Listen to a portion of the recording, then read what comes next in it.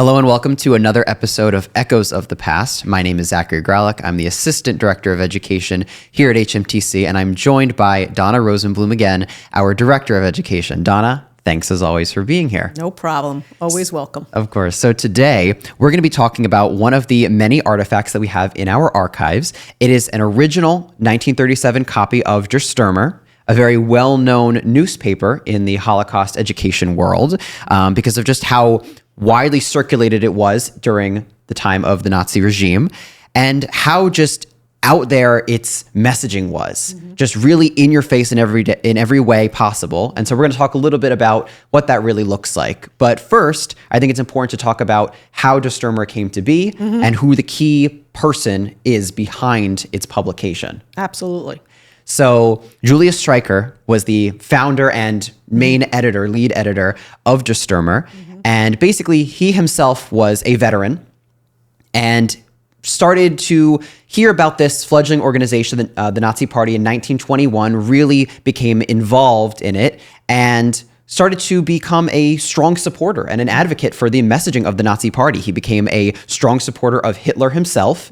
And by 1923, he decided that he was going to start Der Stürmer, which translates to the attacker or the striker.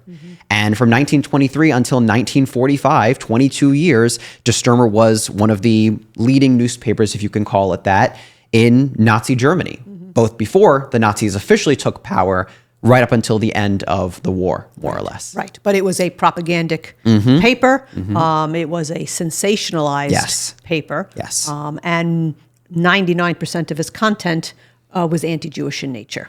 So maybe we really need to talk about, like, you know, what Der Stürmer's real mission was. Yeah. So Der Stürmer, as you said, its main purpose was to spread propaganda specifically targeted against the Jewish people. You know, it was a tabloid really more so than a newspaper. It was a weekly publication. And the whole purpose, as we've said now, was to try to sway public opinion against the Jewish people through cartoons, outlandish titles and headlines, articles that are really taken out of context in some ways, and just doing everything that they possibly could to sway the public opinion even more so against the Jews. And on the surface, when you look at certain editions of Der Stürmer, you might not think that it would be so effective because who would believe this? Who would read this and actually digest this information and really, you know, bring it into their psyche and their system and then, you know, believe what it's saying? But unfortunately, it was very effective, as we can certainly speak about. Der Stürmer. Well, yeah, you'd look at Der Stürmer. I can't help but seeing the parallels to social media today. All right, it's a sensationalized tabloid kind of paper.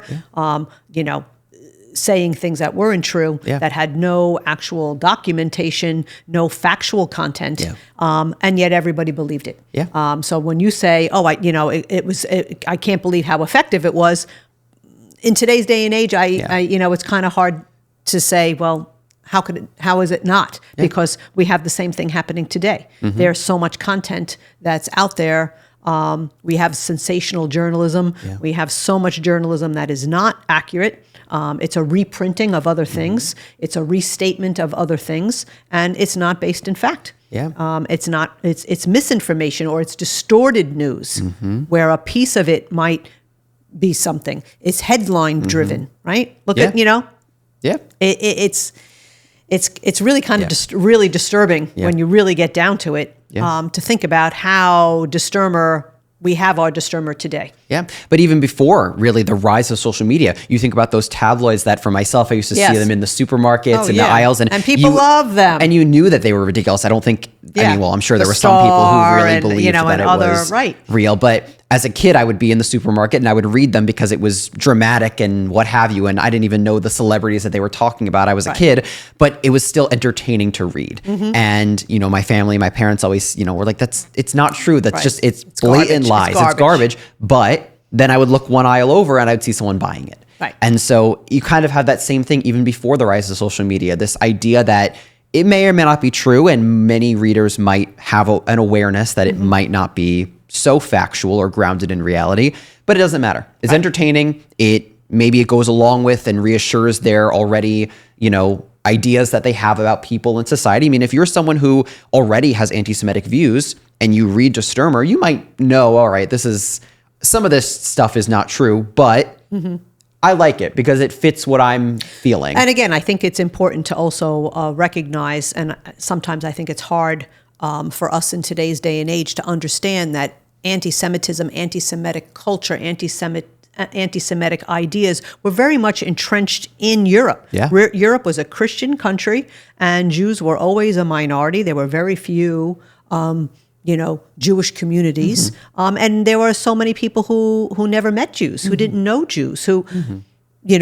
just like sometimes you hear today, I hear like my husband's parents or people of that generation talking about how they would travel out west or go somewhere in the United States where there was no Jewish community, and people wanted to, feel their horns, or they'd come out with these, and you'd be like, how could anybody believe that Jews have horns? Yeah. And something we take for granted here in New York, right? Because I don't think anyone in New York State probably thinks that, but I mean, but the fact that that's still out there, of course, is and so when you're talking about 1920s, 1930s Europe, even more so, where you had such prevalent anti-Semitic culture, and I'm not saying that all Germans were anti-Semitic by any means, but it was just there, right? It was always on the surface. Well, it was always kind of, and when people would say it, it's kind of like the racist jokes and things. When people make jokes and make racist comments and, say things about whoever. There are people who will not partake in any of that. And then there are people where you see that kind of like that smile, like, like in the back of their minds, well, that's not really politically correct, but... I understand where they're coming from, or I agree with that rationale. Right, absolutely. And there were plenty of people, everyday Germans, especially those who maybe lived in the countryside, who had never met a Jewish person, who maybe they weren't themselves anti-Semitic, maybe they had no real problem with Jewish people, but they didn't know any better. So maybe they thought that Jews had horns, as you're saying, or tails, as it said. Right. And that didn't mean they were anti-Semitic. They didn't have anything against the Jewish people, but they were always told that the Jews had horns, so they believed it. So it's these stereotypes that for some people, they knew were not true, but they forced it onto society with negative reasons. And then these people who kind of didn't really, I hate to say they didn't know any better, but they didn't in many ways. If you never met a Jewish person, if you didn't know anyone in your life growing up in Germany at the time, or Europe as a whole, who was Jewish, and you keep hearing your whole life that this is what Jews do, this is what they look like, this is how they appear, et cetera, what else are you supposed to think? So let's maybe talk about some of the caricatures in Stürmer that, to bring this to light. Yes. So Stürmer, as we mentioned, it was a weekly publication for 22 years. So not for all those 22 years was it printed weekly, but for a large portion, it was printed every single week. And basically every edition, especially on the front page, had a very large cartoon, almost always something anti-Semitic, of course. And it included the common stereotypes that we know of from back then and we still hear about today. So for this edition in particular, this edition is from April of 1937, and it says the headline is Talmudic Jews. The Talmud, for those of listening who may not be familiar, is the central text of Rabbinic Judaism. So not all Jews read the Talmud or believe what the Talmud says, but it is a central text when it comes to Judaism as a whole. It says underneath that, they wrong, steal, hide, rob, disgrace, and commit all crimes against the laws of non-Jews. This is on the front page. This is the introduction. Talmudic Jews as the headline, and then continuing to say how they rob and steal non-Jews. Right. Very clear, very upfront. It then has an article that basically takes a commonly misinterpreted, misquoted, text from the Talmud that has been twisted by different people, different societies over time, and it's translated as saying, the Jew may lend money to the Gentile, which is a non-Jew, but only with usury interest. He should not help the non-Jew by lending money, but he should destroy him with it. So this idea that all Jews are money lenders, they all have money to lend, and that they don't charge interest to their fellow Jews, or they don't lend money to their fellow Jews at all. But when it comes to non-Jews, they make sure that they are destroying that non-Jew by giving them money. They're not doing a favor. They're not helping you out. They are trying to break you down. So we see this common stereotype that Jews deal with money, they're wealthy, they can lend money, etc. This has existed for centuries. Right. Well, it comes back to the Middle Ages when Jews couldn't own land, were not allowed to join the guilds, and money lending wound up being something that Jews could do. The church had this concept that you couldn't lend money and charge interest. All right, so it goes back into history, and that concept of Jews, as you said, being cheap, being involved with money, being a usurper, controlling the market, those are common myths that we've seen an explosion of. I think since October 7th has really come to the forefront again.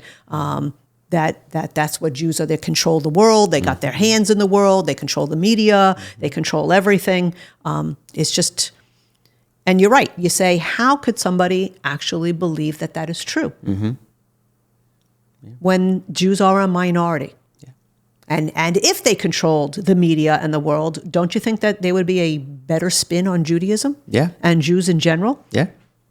I mean, it doesn't even make any sense. If the Jews controlled the press, this would never have been printed. Well, exactly. Why would they portray themselves in such a negative way?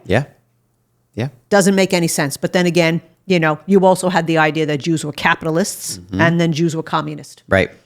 At the same time. And socialists, of course, as well. Everything. Right. So, whatever fit the narrative. How can that be? So you're right. So, De Stürmer really just took many of these already entrenched stereotypes and negative images of Jews and just, brought it to the umpteenth degree. And then they actually had special editions of De Stürmer that would come out every year around the Nuremberg rallies. Special editions that would highlight a special thing about Jews, either that they were, sexually deviant, that they were money usurpers, and that they would, rob you blind, or that they were seen as a worm or some type of insect, and that they, they're always there. They're always worming their way in. That they're, and that you must eradicate them. You have many of these types of images of Jews always with big lips, big noses, hooked noses, hairy, just horrific images. And that is persuasive all through Nazi propaganda. You see that those caricatures of Jews everywhere, in children's books, in all types of posters and propaganda. And unfortunately, again, coming back to today in social media, it's out there. It's very easy to find these same images modernized. And usually they're equated with Israel and with Jews of today. And it's very disturbing. Yeah, absolutely. So as we say, for this edition, paralleling on the page, this article talking about the Talmud, we have this cartoon. Front and center, can't miss it. And of course, right away you notice an individual walking with his head down low and a Jewish star on his chest. Very clear. It's supposed to represent a Jewish man. If you couldn't tell from the Star of David on him, you can see from the clear characteristics that are replicated in cartoon after cartoon, article after article. It goes on. And so you have the dark features, the beard, the facial hair, the slanted eyelids, the large hooked nose. It's all there. You see exactly who it's supposed to represent. And following him in the sky as he's walking into what looks like a city is supposed to be the angel of death or the Grim Reaper, which however you want to interpret that. Right. So the article itself, the cartoon itself is called The Slayer. And underneath the caption says, "A nation that keeps its borders open to every Jew will soon enough be hit with misfortune." And making it very clear, right in your face, do not let Jews in. Right. And when we give tours to students or we do presentations for students, a question that comes up day after day after day is, well, why didn't the Jews just leave? The reality, and we stress it as much as we can to the kids, and I think they understand it, is that there was nowhere to go.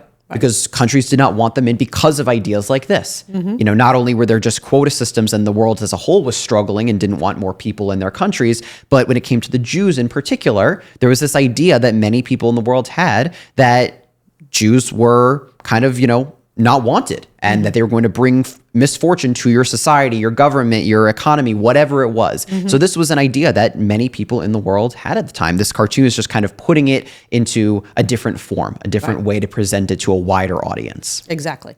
And as you said, it was very well read, very well received, and was really to get these caricatures, negative stereotypes, and this just blatant propaganda out to the masses, so that everybody, and as you said, there were these bulletin board kind of places in a lot of towns, and these Stürmer boards where people would go if they couldn't buy the paper every week. It would be displayed there, so they would always have access to be able to read it if they themselves couldn't buy it or didn't have it in their home. Exactly. So at the time of this publication in 1937, according to USHMM, Stürmer had a circulation of over 500,000 weekly readers, subscribers, which is a really exponential jump because in 1933, only 4 years earlier, their subscription was only 25,000. Right. So year by year, they went from 25,000 in 33, 50,000 in 34, 130,000 in 35, then 500,000 in 36, and it eventually peaked at about 800,000 in 1938, right before the war began. So almost 1 million weekly subscribers. And as you mentioned, these numbers don't include the people who stopped on the street to read these articles that were in as they're called, the Stürmerkasten, which were these, as you said, these display cases or boxes that were on street corners, public parks, just other public areas that every day someone from the company would come and they would change out the articles so that anyone walking by could stop and see it and choose to buy their own copy if they wanted to. Why don't you mention the what it says on the newspaper about reading Stürmer, which would then aligned with the numbers. Yeah, right? Absolutely. So what Donna's referring to is on the other side of the newspaper, so not on the front. It says, "He who hates Stürmer hates Germany." Right.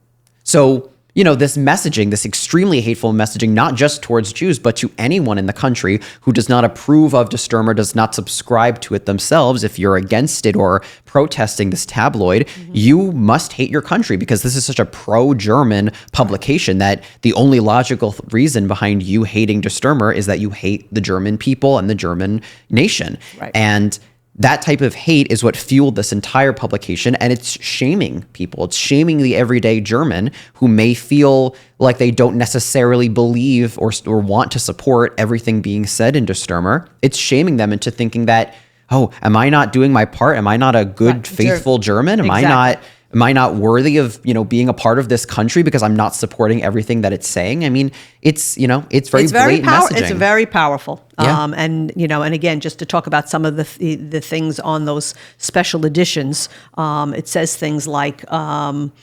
Jews were seen as being a poisonous serpent, a soul poisoner, that they would infect the blood. It says the Jewish symbol is the worm, not without reason. He seeks to creep up on what he wants. Every little Jewish baby grows up to be a Jew. Their goal is to devour the entire world. Where one is ruled by Jews, freedom is only an empty dream. I mean, you read this and it's another issue was the headline calls for the death penalty for the Jew accused of sexual relations with a German woman. And the idea is that the German sword will defeat the Jew. And then another one showing Jews as Satan, again, which you talked about, that Jews are always in league with the devil. So all of these propagandic concepts were part of the paper. Another one, which was called the Jew as vermin. Life is not worth living. If one does not resist the parasite. Never satisfied as it creeps about, we must and will win.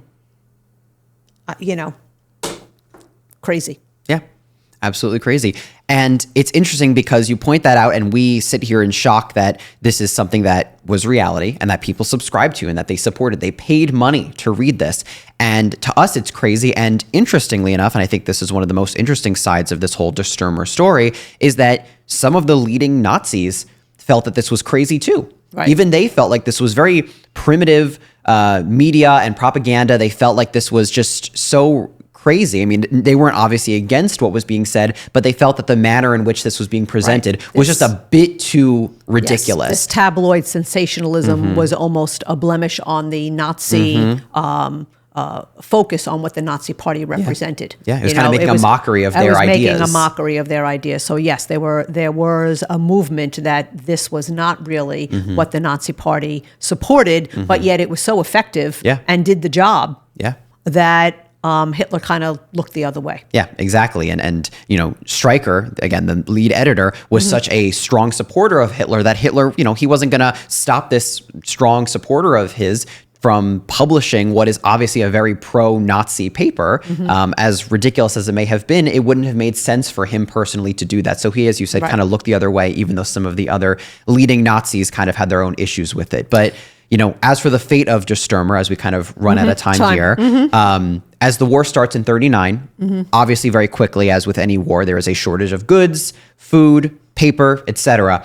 And as a result, it becomes much more expensive and much more difficult for newspapers and tabloids as a whole to continue production. So the paper starts slowing down. Hitler does what he can to support and still make sure that Stürmer can be in print, but it's not necessarily as frequent. The readership goes down as people don't really have the money to be purchasing a subscription. And let's face it, the final solution is being enacted on. So Hitler doesn't need this propagandic paper anymore to do his job, because he's actually doing the job himself, or the Nazis are doing the job, and the collaborators in other countries. So he's already on the path that he needs to be on. Exactly. Stürmer served its purpose. Yep, exactly. So it just kind of died off, and you know, again, it continued until 1945 when the war officially ends. And why don't you talk about from there what actually happens to Streicher? Right. Well, he does get arrested, and he is executed for his role at the Nuremberg trials, for his role in creating this propagandic paper and the impact, and of course for leading to the final solution and the death of the 6 million Jews. So they refer to it as incitement to genocide, and this is of course the first time that this type of language is really being used at all, especially in a court of law on an international scale. And so they really get him on that degree, even though he himself, he was not, you know, he didn't kill one person per se. He didn't shoot one person, but he was the man behind this incitement of extreme hatred, and you know, leading to the mass murder and to, of course, to the Holocaust. I mean, there's no question his role was paramount. Yeah, and one of the key ways that they were able to really put the nail in his coffin, you know, metaphorically and literally, was that they were able to prove that he had subscribed, at least for a period of years, to a Jewish publication that specifically was reporting on the murder of Jewish communities across Europe. And so they used that as evidence that he knew exactly what was happening. There are obviously numerous examples of Stürmer, especially in those that, you know, wartime era, that are making it extremely clear, even more so than this paper in front of us, that basically flat out says, you know, kill the Jews. Exterminate the Jews, wipe them out. So not only is Stürmer becoming even more violent, if we even thought that would be possible in the 1940s, but again, he himself, there's proof that he knew exactly what was going on, that the murders were taking place, and that, of course, he wanted that. So they were able to really prove that, and as you said, he was eventually executed as a result. So, you know, thank goodness, you know, in that sense, that justice was served, but the damage and the continued damage that Stürmer still does in modern day, because we all know that so many organizations use stuff that was printed in Stürmer, use a lot of this propagandic, and they regurgitate it today. And so, unfortunately, you know, we have to deal with that. Yeah, exactly. As you said, a lot of these cartoons still appear either in their same versions or modernized versions online. Same tropes, same ideas. Things. And Stürmer was really instrumental, unfortunately, in spreading a lot of that into the modern era. You know? Absolutely. And, you know, and that kind of stuff needs to be called out for what it is. And the same thing with the protocols of the Elders of Zion and other, you know, anti-Semitic, anti-Jewish propaganda. And it, you know, it's like if you squash one thing, 5 others pop up. It's very, very difficult to control, and that's what we're up against today. Yeah, so absolutely. that's why it's important for people to understand what the Stürmer did, its impact, and how it's still a problem. And we need to be aware. Well, thank you, Donna, for your thoughts and expertise as always. Really thank you appreciate for having me. I love here. having these discussions, and hopefully the audience has learned a little something today. Yeah. So to all of our listeners, thank you so much as always for joining us, for listening today. If you're interested in taking a closer look at the newspaper, we do have a replica of the newspaper printed up in our second gallery of our permanent exhibition. So you can come on down to HMTC and take a closer look at the words and the headlines that we discussed, as well as the very blatant anti-Semitic cartoon on the front page, and just kind of take a look for yourself and see a piece of history with your own eyes. So thank you as always, and if you're looking to listen to more episodes of HMTV, head on to hmtcli.org.